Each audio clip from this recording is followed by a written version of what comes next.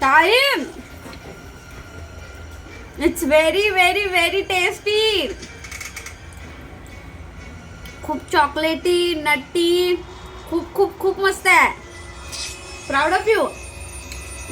तर माझी बहीण ज्या कुकीजबद्दल बोलत होती ते आहेत हे डाएट कुकीज, म्हणजेच हेल्दी कुकीज आहेत. ह्याच्यासाठी तुम्ही जर डाएट करत असाल किंवा नसेल करत असाल तरीसुद्धा खा.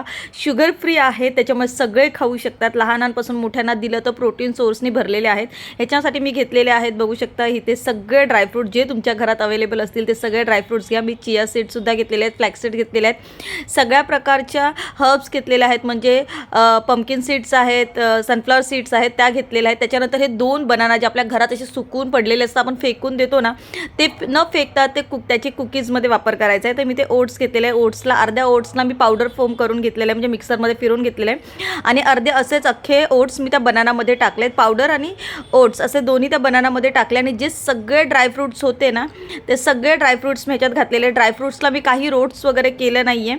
आणि डार्क चॉकलेट घेतलेलं आहे, मी डार्क कंपाऊंडचं चॉकलेट घेतलेलं आहे. मी ह्याच्यात एकच पीस चॉकलेटचा टाकलेला आहे.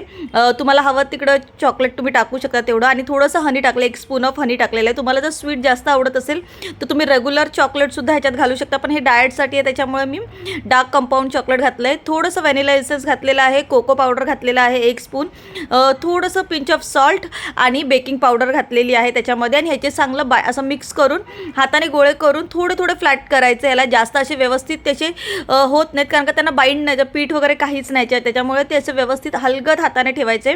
बटर पेपरवर लावायचे आणि 180 डिग्रीवरती प्रीहीट अवनमध्ये मायक्रोवेव्ह करायला ठेवायचे. तुम्ही ह्याला तुमचं अवन किती डिग्रीवरती होते त्याच्यावर आहे. मी ह्याला 5च मिनटं कुक केलेलं आहे. 5 मिनटापेक्षा जास्त करू नका, नाही तर ते चॉकलेट आहे लगेच करपतं आणि पूर्ण घरामध्ये ना काय सांगू इतका सुंदर वास येतो ना, जसं ब्राउनी बनवतो ना, असं ब्राउनीसारखा स्मेल येतो. आणि मी हे कुकीज बनवलेले आहेत डाएटसाठी, पण माझ्या घरात हे लगेच संपणार आहेत, मला माहिती आहे. मला हे रेग्युलर बनवावे लागतात, तर तुम्ही एकदा नक्की बनवा आणि नक्की खा.